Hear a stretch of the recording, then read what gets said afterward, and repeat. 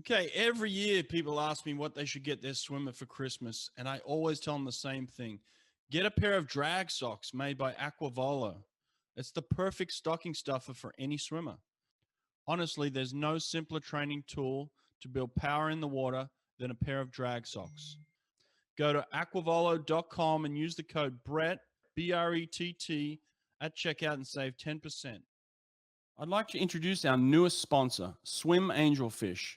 Swim Angelfish is an online certification program that strengthens your teaching curriculum to serve swimmers of all abilities.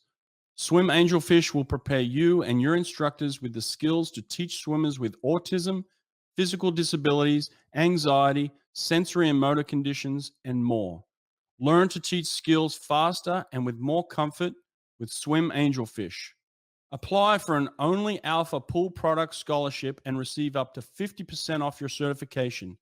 Go to swimangelfish.com today to apply.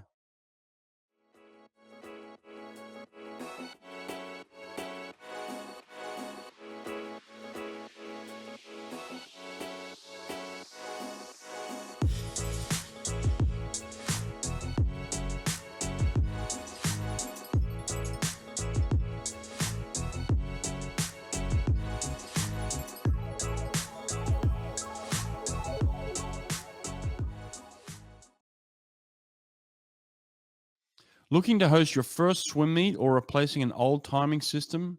Run a swim meet with ease from your laptop using Superior Swim Timing. You can use Superior Swim Timing with your existing equipment, or they can provide you with a complete timing solution, including deck harnesses, buttons, and starter.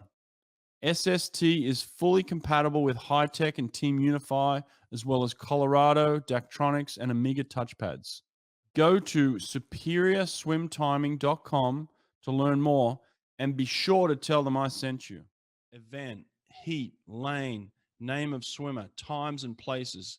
It's called Swim Nerd Live, and it allows the data and times from your actual scoreboard to be broadcast and viewed in real time on any smart TV, phone, or other device. There are so many things you can do with this software. A very simple and easy to use necessity for any team or facility that is live streaming their meets results. One click on any device and they're watching your swim meet live in real time. Go to swimpractice.com to learn more.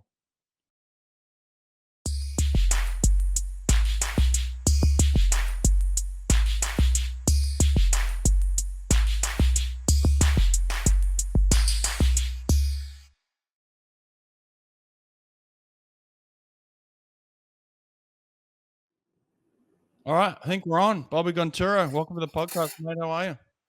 Thanks, man. I appreciate you having me, and your podcast is legendary. So I feel honored being here. So thank you. Thank you for having me. Well, listen, man, I appreciate it. There are a lot of people that do take a lot from the podcast, which inspires me to keep going. You know, I get messages from you all the time, and other coaches like you, other swimmers that tell me that they listen, they take notes. They're, look, we're all swim nerds. We love it, it's our business. And learning from other people, I think, has been difficult in the past. Whereas now I can just jump on with you. We can talk swimming for an hour. We can record it. We can share it with the world. It could be up in instantly, So I really love the platform.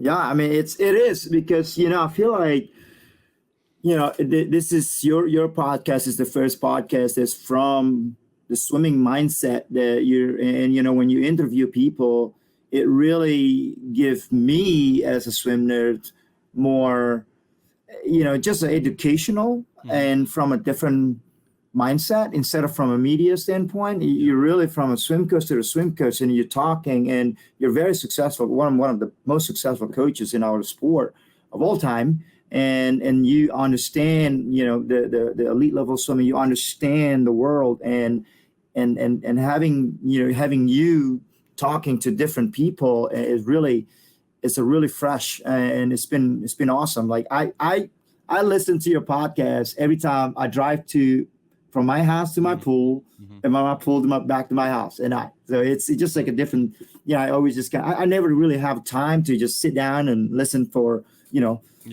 whatever, like 45 minutes or whatever, but it's been really awesome. Just kind of like, okay, that's pretty cool. 15 minutes here, 15 minutes there. So thank you. Awesome, man. I appreciate that. Yeah, a lot of fun people. I'm never running out. People are always like, "You're gonna run out of people." I'm like, I can't run out. There's great coaches, there's great athletes, and there's so many great stories. I mean, yes, tomorrow we're gonna record this, but tomorrow I'm releasing Amanda Beard. And I had a great conversation with her. I mean, what a legend, and great story. So yeah, I just love it. It's fun. But listen, in terms of your story, it's pretty fascinating, really. I mean, I was going through some research today and looking back on how you got to where you are. I mean, everybody has kind of a start point and where they are in their career now, but yours is fascinating. Just take us through the journey real quick, the snapshot of your journey. Yeah, and I think the big thing is really, I was very fortunate to know, to be in a position that building a relationship with my coaches when I was in college. It started here at UNCW, and then now I'm here. It's really fascinating for me. When I was at UNCW, my coach was Coach Dave Allen, who was here for 38 years, and Todd DeSorbo, who's now the head coach of Virginia. It starts really from there. And then when Todd was hired by Braden at NC State, they were building something special, and I did not think about coaching in college. I was working in the accounting world. So, and then Todd contacted me, and we're kind of like talk, and Braden and Todd, offer really well. Braden really offered me the position as a graduate assistant at NC State. They, from the get-go, they pretty much told me that, look, you got to come in here and just work hard. And, and I didn't think that, I would coach or anything at all. Like when I came in, my mentality just, all right, I need to be the best water boy and towel boy in the NC2A. If they want me to fill up the water bottle for the whole team, I'll do that. And Braden told me, your job is to open the pool every morning. I just kind of take that to the next level. I figured if I do a good enough job in 1 year, and I'll get more responsibility, and 1 year becoming 2 years, becoming 3 years. And I sat at NC State for 8 years and learned a lot. And here I am now, become a head coach at UNCW. It's my second year at UNCW. So that's really, I guess the short story of my journey to get to where I am right now. So just focusing on one thing at a time and try to be the best I can in whatever I do, and just work with my boss and whatever he feels great with me, and whatever direction that he wants me to go, and I'll take care of that side. Listen, man, there's a lot to learn from that couple of minutes right there, honestly, because I've had graduate assistants and I've done the same thing. I said, your job is to open the pool. And there's been people that have taken that as a slight, or haven't appreciated the opportunity to open a complex, and we all start somewhere. And it's no surprise for me to see you now a head coach and being successful, because the people that do take those opportunities and run with them are the ones that end up furthering their career in this business, because you have to start from the ground up and love every aspect of it. And then I think what you do now, you probably walk into the pool and you appreciate those people who are opening the pool, who are cleaning the pool, who are doing the jobs that you started off doing. It gives you an appreciation for the whole aspect of the team. So very similar in that sense. We also grew up kind of in similar parts of the world. I'm from Sydney, Australia. Yeah. Are you from Bali? I'm from Bali. Yeah. Oh man. So I'm from Bali, and then I live in Australia for about a year and a half. It was in 2000. I can't remember, 2002, 2003. I trained with Grant Stoelwinder, Stoelwinder. And then I trained with Eamon Sullivan, Adam Lucas. Back then, they were just an up-and-coming age group swimmer. So I was living in Perth for about a year and a half. That's actually the first time I learned how to speak English. So, and it was rough because, as simple as 8-100 on 145, I didn't know what that means. I was like, wait, what? So we were learning how to speak English, living there, homeschooled from the Indonesian Federation, and yeah, it was very fortunate opportunity for sure. And not a bad part of the world to grow up in, Bali first of all, and then move to Perth. Beautiful parts of the world, both of them. Yeah. So extraordinary. I mean, I understand the Indonesian government gave you an opportunity to come to Bolles and study. Gave you a couple of years to figure out, you know, a scholarship. You end up at UNCW. You know, has there been any pull over the past few years to go back to Indonesia, to your hometown? It's I was thinking about it until I got married with my wife is from North Carolina. You know, I think with the living situation and the opportunity to make income for our family is just better here in this country. You know, so you know, for the moment being, this is our home, and you know, we go back to Indonesia for vacation. Obviously, pandemic changed a little bit, but yeah, I think for our family life, this is a perfect spot for us right now. Man, next time you go back to Bali, take me with you, all right? Like, let me know. If you haven't been to Bali, people listening, that's the destination, man. That's the place. A lot of people ask me, like, dude, you're from Bali. What are you doing over here? Especially in this town. It's Wilmington, Riceville Beach is a big surf town. And a lot of people that live in town been to Bali. Right. My wife went on a surf trip in Bali before she knew me. Wow, yeah. It's just like, yeah. So a lot of people are like, what are you doing here? Yeah. If you're from Sydney and you need to go on a holiday somewhere, that's the best destination, because it's outside the country, but it's as close as you can get, and it's the most beautiful destination. So it's like, all right, let's just fly up to Bali real quick. That's the place to go. But yeah, pretty extra. Have you become a U.S. citizen yet?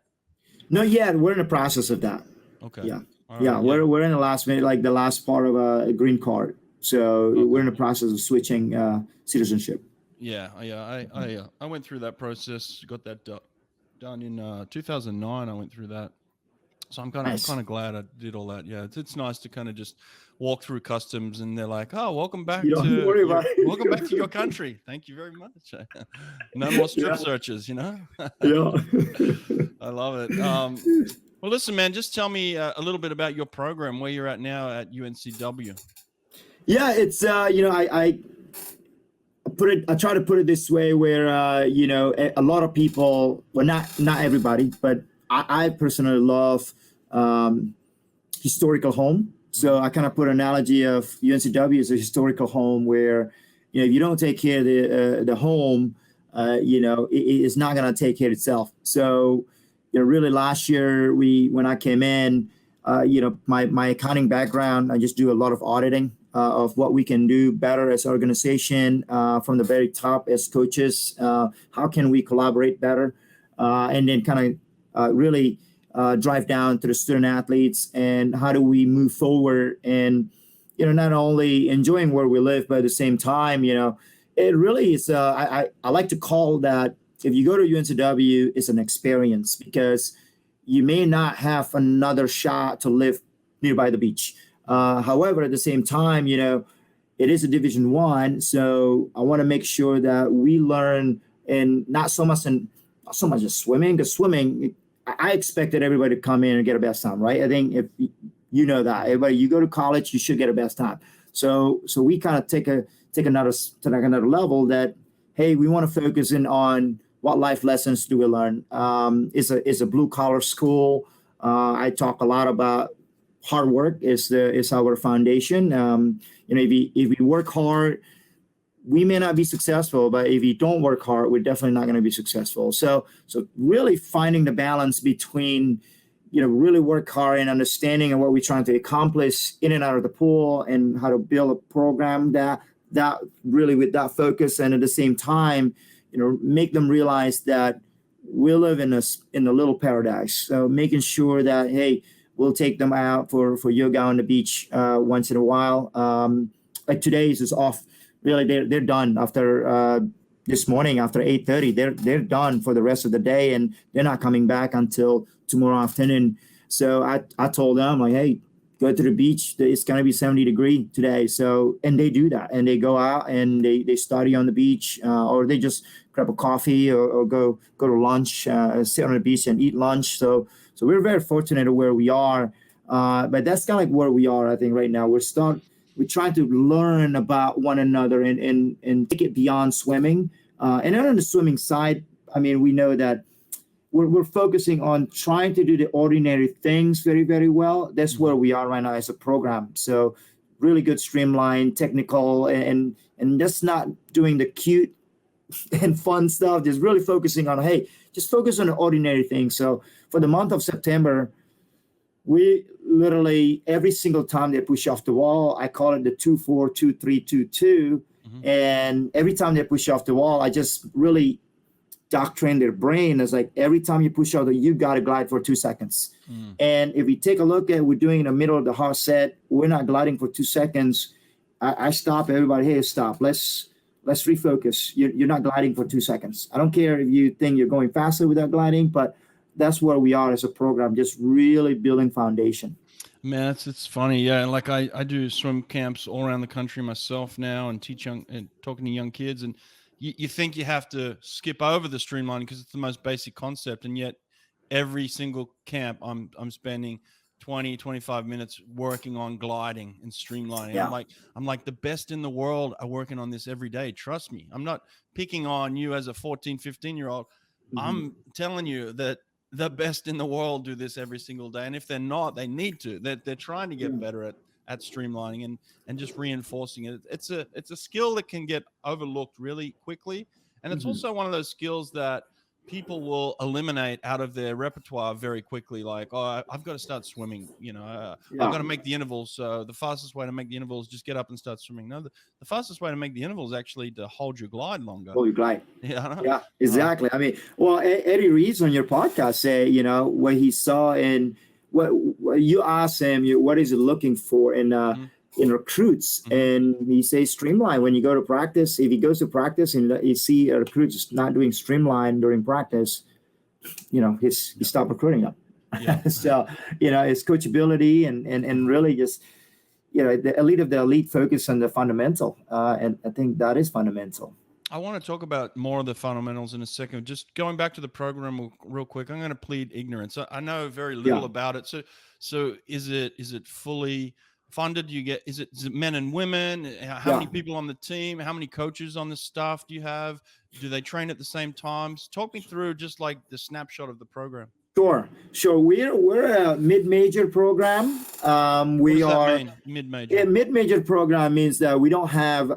It's not fully funded, and we're very low in terms of scholarship. Maybe year in year out, we're about 1.75 to 2 scholarship on each side, so which is really low.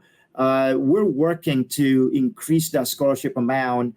And then on the women's side, we have 35 ladies. And then on the men's side, we only have 24. That's including diving. Oh, so how much does it cost to go to school there? To go to school here, I mean, for in-state, somewhere between, really depends on what your major and where you live, somewhere between 17 to 20,000. And then for the out-of-state, is the freshman this year paid around $33,000, so it's a pretty affordable to go to school here. It is compared to most Division I schools that up to $50,000-$70,000 right now, exactly for sure. But it's still a commitment, and I guess that makes it tougher for recruiting kids, does it? It really does. It really makes it tougher. So it's almost like requiring our coaching staff to do more homework on we're not necessarily, the student athletes are not necessarily getting the look of at least at this point, and hopefully we can keep increasing and really kind of looking for the sleeper, right? And okay, this person may not necessarily there yet, but we see some things during our visit, or we talk to the coaches that, okay, these characteristics kind of help us and how we develop him or her when they get to UNCW. So we're focusing on that, and we're being flat out honest in the beginning of the recruiting process. Like, hey, if you're looking for a big scholarships, we just don't have that as a program. So we want to be honest immediately from recruiting. We lost a lot of very talented athletes because of that, but so be it, and that's where we are. So we just our focus is really And I talk to our staff, like, let's focus on what we have. Let's be as efficient as possible with what we have, rather than we don't have that. I wish we have that. Like, well, we don't have it. So we have this. So let's focus on that, right? So I've been talking a lot of that with our assistant coaches, and we have 2 full-time assistant coaches on the swimming side. We have 1 full-time diving coach and also a volunteer assistant coach on the diving side. And we have a volunteer assistant coach on the swimming side. So, it's a smaller staff, but at the same time, the number of the student athletes in the water is also a lot smaller. I kind of like that because I get to know everybody in the team. So the people that I coach on the swimming side, we do a little bit of different programming this year as compared to what I used to at NC State. And I get to see everybody throughout the whole week. And that's really nice and allow me to really get to know them. I learned a lot from what we did at NC State, but I also try to make some adjustment based on what we have. And it's been really awesome to get to know. I mean, that it's the hardest thing being a head coach is really coaching part, right? Yeah. I texted Todd and Brent Nigro, who's in Army, who's like, when Brent Nigro become a head coach of Army before I become a head coach, like, hey man, what's the challenges to be a head coach? And he said that you're not going to have time to sit down and writing practice. And then Todd said the same thing. I'm just, all right, I need to prepare on how I do this. But I feel grateful of my assistant coaches. They're very, very smart young coaches, very open to collaborate. And I challenge them to get to know the way I think. That way, if we talk about, okay, hey, I want aerobic in this one, they know exactly what I mean. I want threshold, they know exactly what that means. So I'm not necessarily running practice for them, but they know what I'm looking for, and they write their own way. Are you having daily discussions with them or a weekly meeting? How do you run it so that everybody's on the same page on the Friday is a big discussion day. And Friday is a big kind of catch up. I want to know, okay, how so-and-so feeling, how so-and-so look in the water, and what do we do? Actually I have this whiteboard right here, right behind us, right there. It's a full season, weekly progression. It's a full season. It's our program where we are, and I'm a big Google Doc person. Right. So every practice of what we do as a program is on Google Doc. It's not necessarily, we copy and paste or whatever. It's just more that for us to see, when we discuss a few things. So a weekly discussion is very big for us. Wednesday, we go to lunch together as a staff. And that's kind of like our brainstorming. Does that chair behind you squeak like the one you're on? It is, man. I can switch it up if it's annoying. Switch a little bit, yeah. And listen, man, I've been in this podcast game a little bit, and I just hear noises now, and I'm like, oh man, someone's gonna say something about that. Can you switch chairs behind you? Let me switch. Yeah. It actually bothers my assistant coach all the time because I'm like lean back all the time, and they're dude, you're like squeaking. Even if you're a little shorter, that's fine. Better than the squeak, man. No, that's okay. No, I appreciate it. I just want people to be focused on your voice and not have to stress about the squeak. But that's awesome. I love it. All right, interesting. Well, you got an accounting background, so with very few scholarships, I guess you're crunching numbers. So, is your philosophy to give everybody a little bit, or majority a little bit, or are you looking for one big recruit, or how's the philosophy with such small? The goal is to have a little bit of for everybody, because I think obviously when I took over the job, the communication and the conversation with the athletic department is they want NCAA qualifiers, and I do believe we will have NCAA qualifiers with what we have currently and the resources we have. But we all know you got to develop championship teams first before you're able to develop NCAA qualifiers. So right now we're in a point where how do we manage our scholarship number to have 10 or 15 good individuals on each side. So we're lucky to be in the state of North Carolina it's one of the best, if not the best state for swimming talent, right? So for us, it's in-state talent is pretty big. In South Carolina is a big state for us. It's about 3-hour drive from them, and it's still doable. It's not much. I mean, obviously, $33,000 is a lot of money, but as comparison to a lot of school, it's a little bit more affordable for a lot of families out there.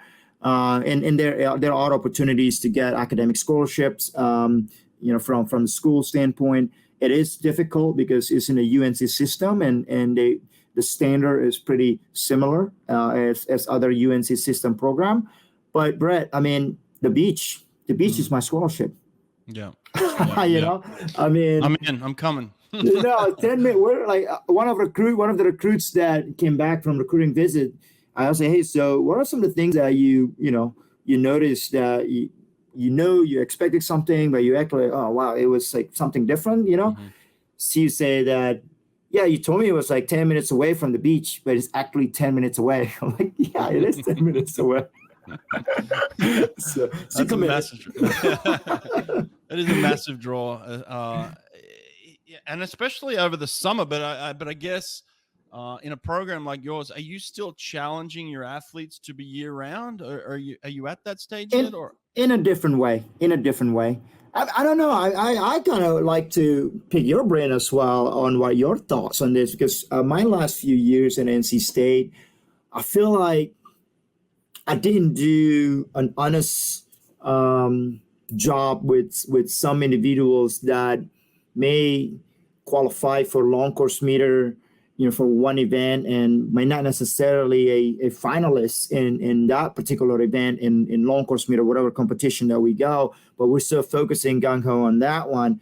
But I always challenge myself, did I do enough coaching for them to go to the next level, for the short course championship, right? To go into, to make the ACC championships, to make the ACC team, to make the NCAA next year. One of the biggest success that I had with some up and comer swimmer, when I was just a spring coach, I scratched the long course focus with him. He was a big underwater dolphin kicker, and he got broken down so much over the years. And his long course meter was, he was a 56 long course meter butterfly just because, he's just not a swimmer. He's just an underwater kicker. And going into his junior year, his best time was 48 in how to fly. And I just kind of scratched everything. And it's all right, we'll just focus on getting strong and really focusing on 5-6 good strokes of butterfly and on repetition on that, and really focusing on that. And we built a whole summer for that. And it was hard because, everybody else in his training group was going to long course nationals. And here he is, it's focusing on long course, but not really. But he swam another 56 or in a long course meter butterfly. But the following year, he went 46.0 in the how to fly. Because the summer training, the summer program, I didn't double him. I was going single, but we put a lot of focus on overall body strength. And that's kind of what I'm trying to do here at UNCW. There are individuals. We have Olympic trial qualifier here at UNCW before his freshman year. So this is his freshman year right now. So for him, he's a 200, 201 long course meter backstroke. So we're gonna focus on, all right, can we get you to 157, 158? We're gonna build a program for him to go that point. But they're also gonna be, I have a 19.8 for the freestylers that he's a big underwater kick. So the overall focus is going to be different. But the overall program focus, my focus is how can we get them ready to go for August and kind of be that they're ready to train in August. So that's my personal focus right now with the program. Yeah, and listen, it's difficult because you want to move your program forward, which means when you say program, you're talking about everybody. So you want to move everybody forward, and part of that philosophy is, okay, we're gonna become more dedicated swimmers. We're going to become better swimmers, and the way that we improve is we put work in over the summer. So there's that philosophy, and then there's the new age thinking of, listen, I need a break. Swimming is very intense. I need some mental health rest, and then there's that philosophy as well of like, okay, you don't want to be pushing athletes too hard. So there's this balance between moving the program forward and then taking certain individuals forward and allowing other individuals to take a step back. So certainly it's challenging. I'm not going to tell you there's one answer. I found it tough to do both. Honestly, I found it tough to try and tell everybody, hey, you got to improve over the summer, so we're all doing this. And then I also found it tough to say, okay, I'm going to work with some individuals and you can go do what you want. And that was tough too. So it's swimming's in a very weird place right now, because I think that, it's evolving and it's changing, and people are talking about issues differently now. And so it's not just a matter of one size fits all anymore. There's certainly not that. But you do want swimmers to improve. And you know that, hey, with swimming, you got to put work in. There's no, you can't improve in swimming by sitting on the couch or even just laying on the beach. I mean, it's nice to be, if you're going to be at the beach, be in the water, and be doing some things in the water. But anyway, so that's kind of the struggle with the philosophy that you're going to face is, yes, there's going to be individuals that want to get better. And then there's going to be some that say, listen, I just want to be a great short course swimmer and that's it. I'm going to go on a family vacation for the summer. And that's going to be challenging. We were very fortunate this past summer. We have the US Swimming Club down here, and we have every returner stay with us. Every returner except two people, but those two people, they have internship somewhere else, so they have to go home somewhere else, and everybody else stay with us, and they train all summer long. And we kind of, and I told them that we're creating we're not when you're thinking about season, you think about pyramid, right? It's just like foundation and going up all the time. Right. We actually flipped the pyramid this summer. We're like, okay, in April and May, we're just focusing on a lot of just trialing, not so much, but in July, we were going pretty hard. We were running like October style training in the last 2 weeks of July. And it apparent to see they were way in a better shape 2 weeks later when on the first day of practice. Right. So yeah, I like that was a big learning for us. That's interesting, because I was going to talk to you about philosophy and development. These are words that get thrown around, and so you have to kind of establish what is your philosophy and how do you develop athletes. And so, you do talk about that pyramid system, and I like that. It gives the kids a different look too, of like, hey, after NCAAs, we're going to come back and we're going to do dry land, and it's going to be fun and enjoyable, and it's going to keep you fit, but we're not going to be pounding yardage straight away. And I think that was kind of the old school mentality. But just talk to me about the season itself now. Like, what's your philosophy right now, where you're at? How do you distribute that information to the athletes? Because they want to know where we going, how we're going to get there, kind of thing. Sure. Athletes these days like to know the information. Right. So what's your philosophy on building throughout the season now? Right. I try to get to Thanksgiving. Thanksgiving is a big breather for us. Especially this year, we're on a little bit lower roster size right now because I can't fill up the full. I had a massive graduation last year, so I needed to wait and also like kind of space it out a little bit with recruiting so that I can bring in more people for next year as well, rather than just load it up this year, and then not having that many people next year. So we have 23 out of 29 student out of 49. So 24 out of 49 student athletes are freshmen, and also about somewhere around 35 out of 49 never done much double at all, because they were a sophomore, and then last year we didn't do double because COVID-19 restriction was really, really hard. So our goal is this year, really, it's every year, really, I try to not do too much modification or too much changes in their technique or anything like that on the first fall. And because we all know, especially for freshmen, new social setting, new coaches, right? And being away from home, new way of living in the dorm or dining hall and stuff. So we kind of try to put them almost in there. Yeah, they're gonna do something different, but at the same time, we're trying to find what's their comfort level in the water. Just gonna stay with that. And I know, like I just had a conversation with with our one of our assistant coaches that's more on the distance side. Like, we got to run a little bit more with this person in front of Ryan. But keep in mind, so-and-so never done any double before she got here, right? So singles is still really good. So let's take a deep breath and making sure that she feels good in what she's doing rather than absolutely broken down before Thanksgiving and before we going into after Thanksgiving, because once we're done with Thanksgiving, we still have 13 weeks left into conference. That's a long time. So the idea is for us right now is a program. That's why we talk about fundamental that like, hey, streamline is really not that hard to teach them streamline, right?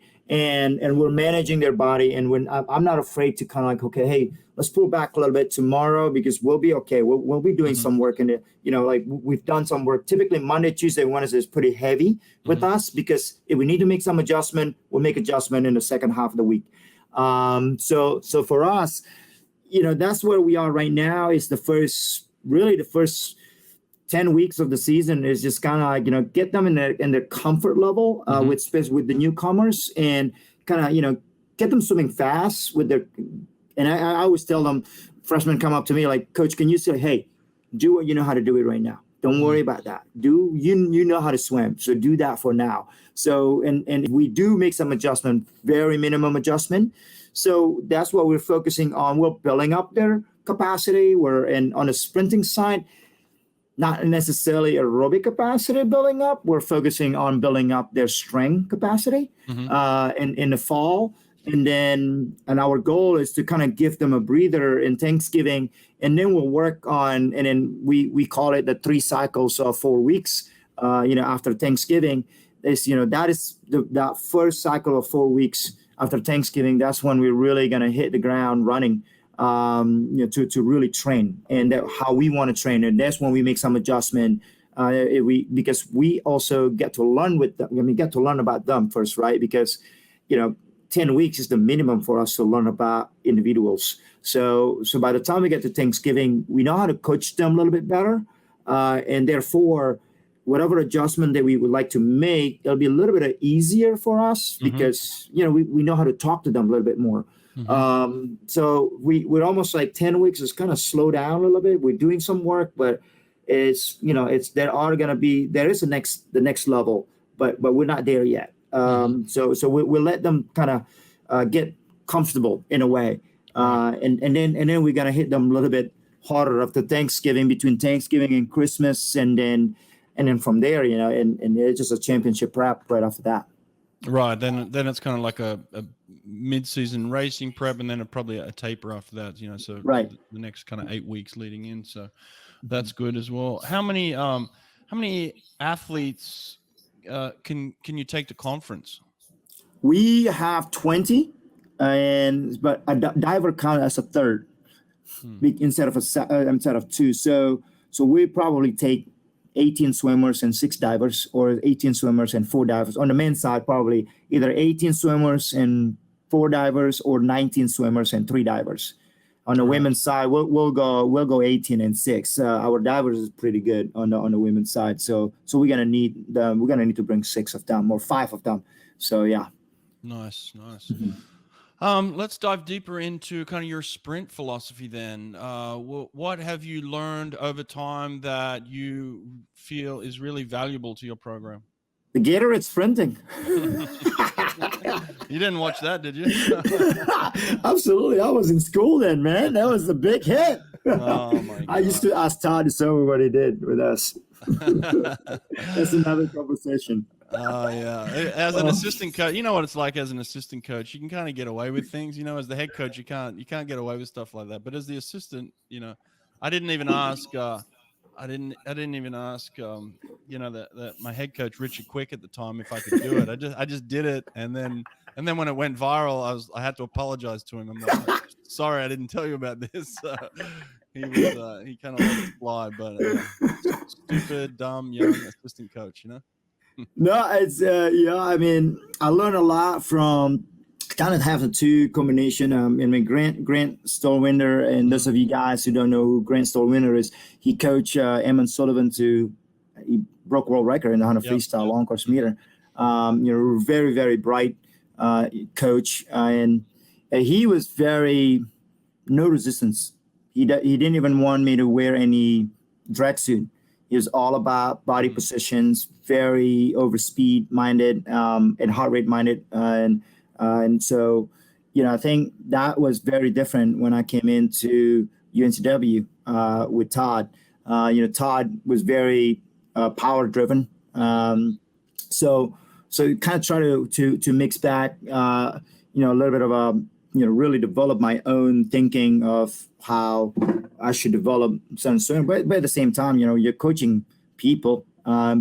It's the beauty of coaching swimming is you can't just have kind of like a cookie cutter program, right? Mm-hmm. And some sprinters need this, some sprinters need that.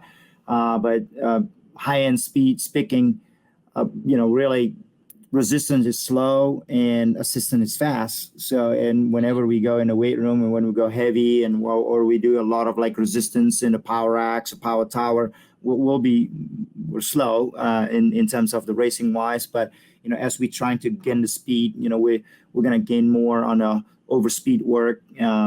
So I think to me, I was I'm very thankful to have a strength conditioning coach that was so in tune about swimming. It's more about sport performance at NC State. His name was Nate Brookerson. Mm-hmm. And every year I would sit down with him and, we would take a look at aerobic stuff. And then his questions, I was like, dude, you're trying to develop this guy's going 18 mid to low and 40 point and 41. What do they need going 6,000 workout? So it's always like, you got to be in shape to sprint. But at the same time, I always think myself like, that's an interesting question. And I always go back to him and always kind of, that's an interesting question, and we always kind of brainstorm about that. And we can't really do exactly what track and field's doing because, it's just different, right? We're very similar, but very different as well. So but I really like the way track and field do it, right? And they're very high-end speed minded, and they don't really warm down like running for 2 miles, for the sprinters. So I don't really do that a lot, and I do more like, okay, the warm down is more about get on the massage table, and that's kind of like the warm down for me for some of the high-end speed sprinters. So I try to, really the big thing for sprinting, really the big thing is technique and discipline. That's the two things, really, technique and discipline. And because there's so many different sprinters, but I always talk about them like focus on your technique and be disciplined, because there's two things. If you don't have two things, you're not going to be good sprinters. And it doesn't matter what type of training they do. We have sprinters that they need to have really good aerobic base because they're more a back end 100 freestylers. In 2018, I was fortunate to work with 3 guys. It's like it was Ryan Held, Justin Ress, and Jacob Molacek. Their swim time was very similar, but Ryan was the one that was always very powerful swimming all the time. We don't do any 200 freestyle work with them. I mean, we do some threshold work, but that would be, it wouldn't be his it wouldn't be his best practice. And Justin Ress was a very, very good in terms of speed endurance training. When you go repeat 50s, repeat 25s, he just know how to get it done. And then with Jacob Molacek, where, he wasn't really as speedy as everybody as comparison to those 2 guys, but he can finish a lot stronger in a bigger practice in threshold wise. So they were very similar, but they trained very differently.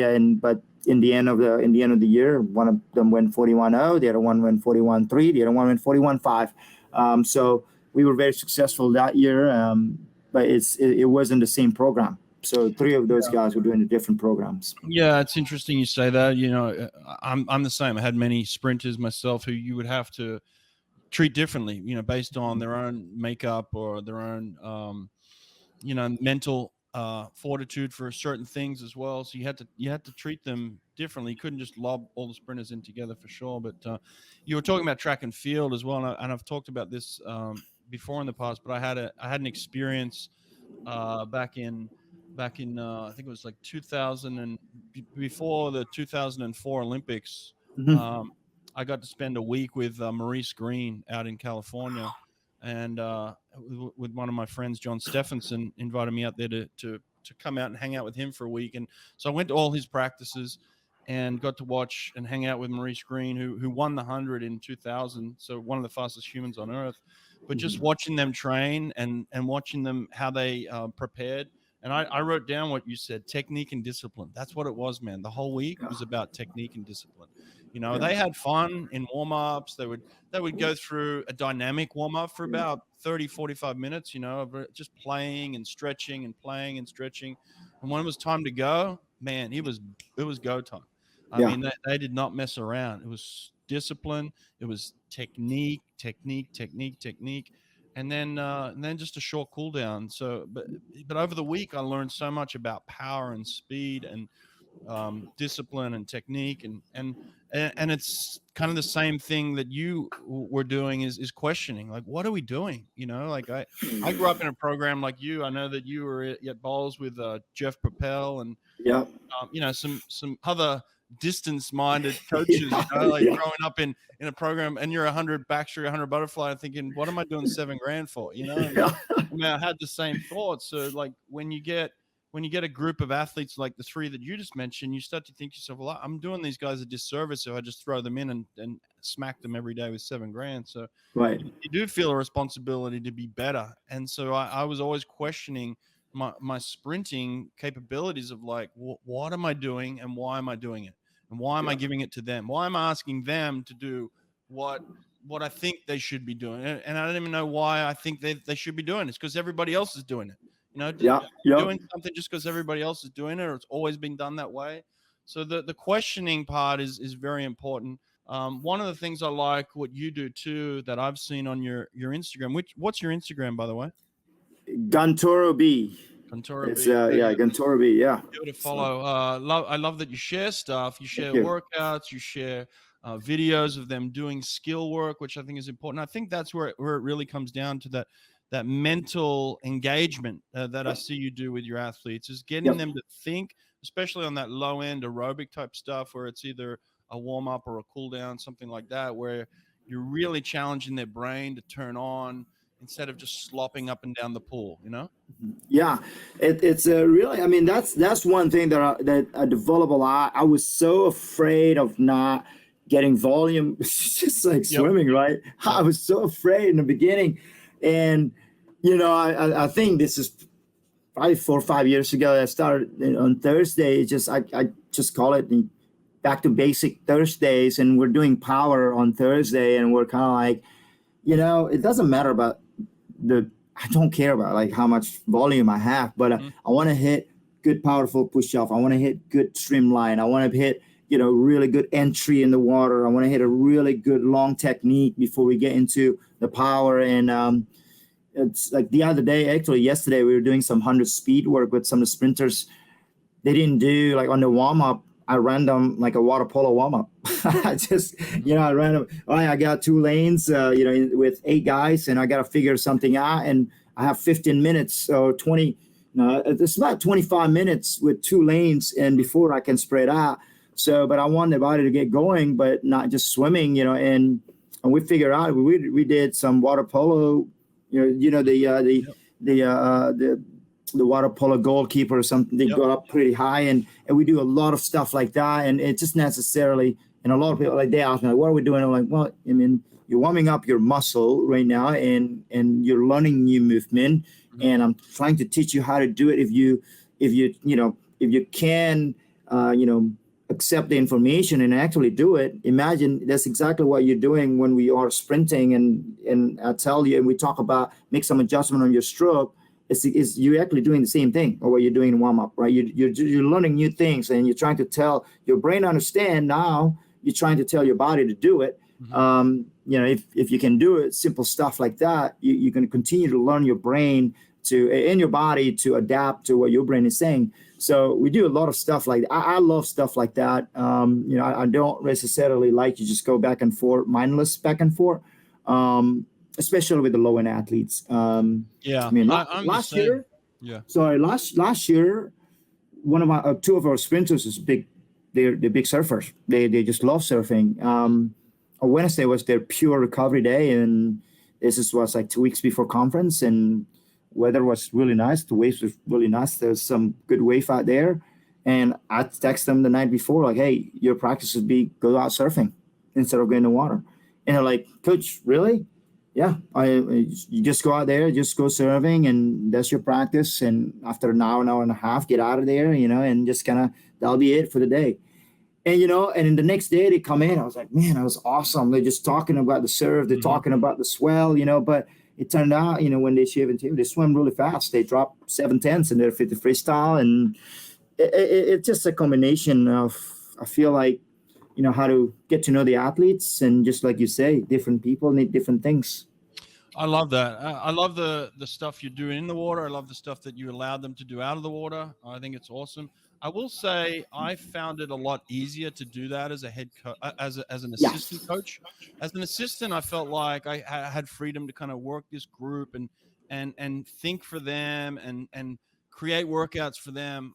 As a head coach, I find it more difficult because I felt I was very good at this side of it. But I knew that over here, these athletes, these 400 IMers, these milers, they had to do different types of work. So if I'm creating, really creative workouts over here for these sprinters, allowing them to take the day off and go surfing, the milers over here are going to hate me.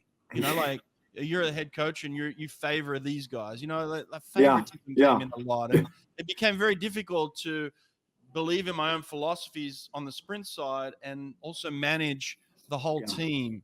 Have you struggled with that? I learned a lot from Braden. Braden was the best head coach I've learned from in terms of, creating a culture that the student athletes understand, and everybody needs different stuff. He has his way to explain to the team that, so-and-so need to do 10 25s on 5 minutes. And that's exactly what he needs to do. And then you, so-and-so, need to do 10 300s on 5 minutes. And so-and-so need to do 10 500 on 5 minutes, So, but I learned from Braden for 8 years and really just kind of take a lot of notes and how he really lead his team and creating the understanding between the student athletes on, okay, hey, they go that way. That doesn't mean they're not working, right? Or they're not working because their needs are not working right now for them to be able to contribute as best as they can when it matters. So that's the culture that we're working a lot. The beauty is right now, I don't really necessarily do sprint middle distance at UNCW.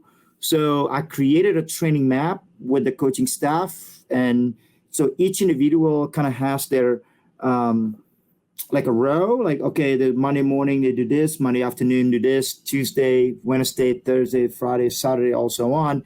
And then each individual has that. And then based off that, they have their group. So, they're not necessarily, okay, the middle distance doing threshold, the distance doing threshold, but they're doing totally separate practices. No, they're all going to be really crossover in between those athletes. And some sprinters get to do, like Friday is a big low aerobic day for everybody. Some sprinters will get together with some of the distance swimmers, and maybe for 4,000 or 5,000 of them, right? But some of the distance going to continue to go on. They go maybe 7,000 for some of them, some of them 8,000, right? But yeah, that is definitely challenging. I'm still running into that sometimes, just try kind of reminding everybody that everybody needs different stuff. But for the most part, they start understanding that, hey, let us do the coaching. Let us do, when they do something that you thought is easy, it's not their fault. We put that, we put them into that situation. So they start understanding really well. And our upperclassmen is really good. They really buy in from the beginning, and they are, if we're successful this year, I think we will. And I give a lot of credit to our upperclassmen. Now, one more thing. There's a natural pull and draw to be in a program like NC State and be an associate head coach, and then go either hunting for one of the big top 10 jobs or be head hunted for a top 10 job. it doesn't sound like you picked UNCW just because you're an alumni and just because you wanted to go home in that sense. It also feels like there was a lifestyle choice for you and your family as well. And that came into play in this decision. And I admire you for that. I really do. Is that part of it? Thank you. Absolutely. That's a priority when I took the decision. You know, I think my philosophy in life is, no matter what you do, if you do your job really, really well, you can go far, with whatever field you are. That was my philosophy at NC State in the very beginning. And, I knew that I was not necessarily, have a group, but I knew if I do really, really well and fill up water bottle and be on time all the time, be dependable for the coaching staff, I'll get more responsibility in the future. And if it's not with NC State, maybe with another program, but I never really look around. But when the opportunity come, when the communication started with UNC Wilmington, and at the time we just had one baby, and so the focus kind of shifted a little bit as a family. We kind of take a look at what do we want to do as a family? How do we want to live our life? There was always kind of like the flirting, the idea that, maybe we stay here, maybe we go into Power 5, like you mentioned, right? And obviously when the Power 5 financially is great as well, right, as a coach, and that would be the dream job for a lot of people. But the more I talk about it to my wife, it's like, I don't really care where if it's Power 5 or not Power 5. The matter for me is I want to be in a position that I love my life, that I can be there for my family. It's very hard, and I listened to your podcast with Dean Boxall, and you drive around the block. I actually took that. I did that. My brain is still going. Like, Brett, say that to Dean, and like, it's really good advice, and I'm gonna do that. And I did that. So when I came in, my son would just run to me. I'm all in for him. And I told my wife that, my wife asked very tough questions when it comes down to, where I want to go with my career. And one of the questions is he asked, why UNC Wilmington? Yeah, I told her, well, I think I can be very successful at UNCW because I'm part of the family, and for the Alumni Association. And I believe that we can be very successful as a program in this location with the academic side, with the athletic side. We have enough for us to be successful that can develop some NCAA qualifiers in the future. And there are going to be steps to get to that point, obviously. And I also told them that there are going to be some opportunities for us to do things that, for me, in my career-wise, to do things that I'm not able to do maybe in other setup, because I'm very connected with community in Wilmington. A lot of families that I knew when I was a student athlete, they're still here. We're creating a free swim lessons program for families that cannot afford it, and that's always been a passion of mine as well. So in this position, in this town, I feel that we can make a bigger impact. I think all things considered, this is the best place for us, for our family. And I'm very thankful for the opportunity that they've given me. Good for you, man. Really honored that you would say you learned something from a podcast of mine, which is great. And it's having an impact on you and your family. But, like I said, man, the choices you make are tough choices, and not everybody made those. And, I jumped into a Power 5 program probably before I was ready for it, and it certainly had an impact on me and my family. So I'm glad that you've made this life decision. It seems like your family and yourself are really happy. You seem like you're in a great place, and I'm very happy for you, man. So listen, good luck with everything. Continue to share. I love learning from you. So thanks. Keep bringing it out, man. But good luck with this season. Yeah. Thank you, bro. I appreciate it, Brad. Thank you, Bobby. Take care, man. Take care.